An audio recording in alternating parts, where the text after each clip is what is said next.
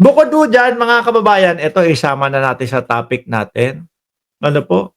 May pinapaliwanag. Oh, Yung alleged ayan na po. May pinapaliwanag po si Galileo Galilei. Nung panahon po ni Galileo Galilei. Naalala niyo yun? Pag sa mga vlog-vlog, iba, matikas, no? Pag sa mga vlog-vlog, maganda ang boses. Hindi malumanay.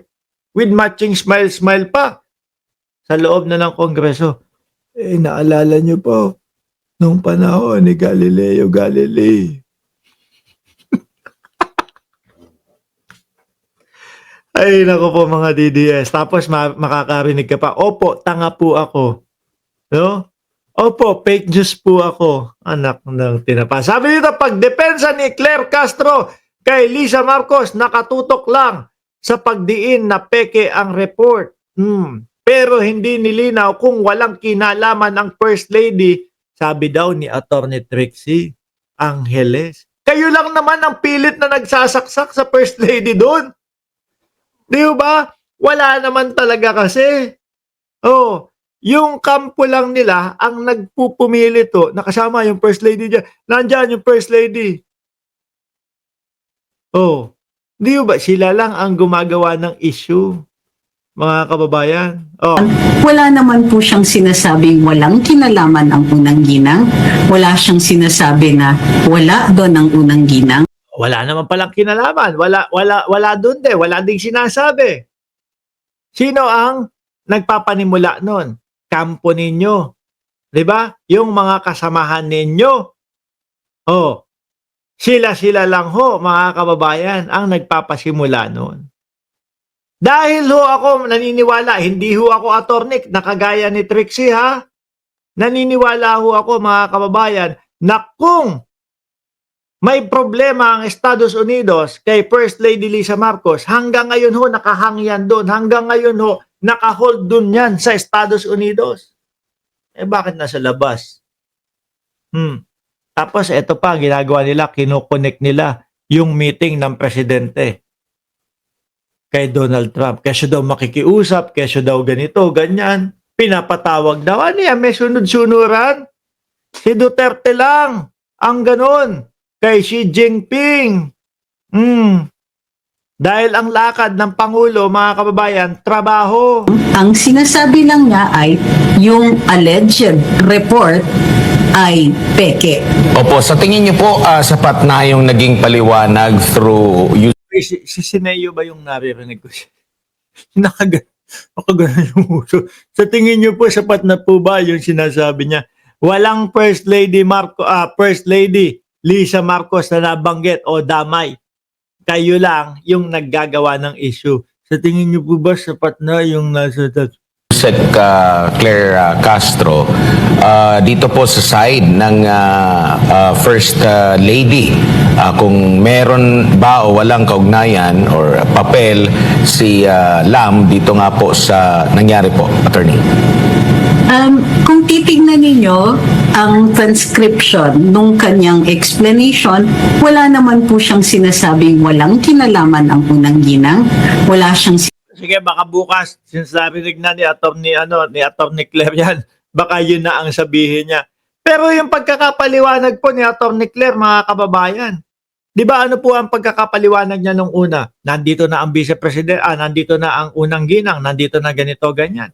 At meron pa ho, mga kababayan, na nagsasabi na yung mag-asawa pumunta doon sa hotel ng unang ginang at pagkatapos mag-dinner, umakyat na ang unang ginang, tapos yung mag-asawa umuwi na. Tapos tignan nyo, sabi ko nga ho sa inyo, ang sabi nung mga kasamahan nila na sila Maharlika, nakapiit daw po ang unang ginang. Ni walang maipakitang picture na nakapiit. Ang meron po, pader. Ewan ko kung saan pader nakuhanan yun. Siguro doon sa iniihian po ng mga aso nila. Ayan yung pader nandyan po sa likod niyan. Ang unang ginang na si Lisa Marcos. Sabi ni Janelle Vanderhurst, the mere fact na hindi kasama ni Tantoco, si First Lady. The statement explained itself. Tapos na. Di ba? Sabi ko nga ho sa inyo eh. Kampo lang po nila yung nagpupumilit na kamukha daw po ni Zoraida. Huy, ano? Ano? Hindi, kasi naman eh. Kapag kayong bigla kayong magkokomento ng mga ganito, eh binabasa ko po yan. Eh minsan hindi na ito naiiwasan na nasasabi natin yung mga ganyan. Oh. Tapos sa akin sila magagalit, sasabihin, ad hominem ang banat natin. Eh nababasa ko kasi. Sorry, no? Oh. Pasensya na ho. No? bigla ho si kabayan ko, kapatid ko, nag-comment eh. Oh. Sinasabi na wala doon ang unang ginang. Ang sinasabi lang niya ay yung alleged report ay peke. Pero talagang pineke. No. Talagang pineke para makapanira ng taong bayan. Sabi ni Junior Yabes, hingi kayo ng tulong kay Trump na isang criminal div, bugok. Walang ganon. So, mostly nakakonsentrate yung kanyang pahayag o yung kanyang sagot sa katanungan doon sa document na di umano'y ipinost ni former Ambassador Bobby Tiglao. Ni Bobby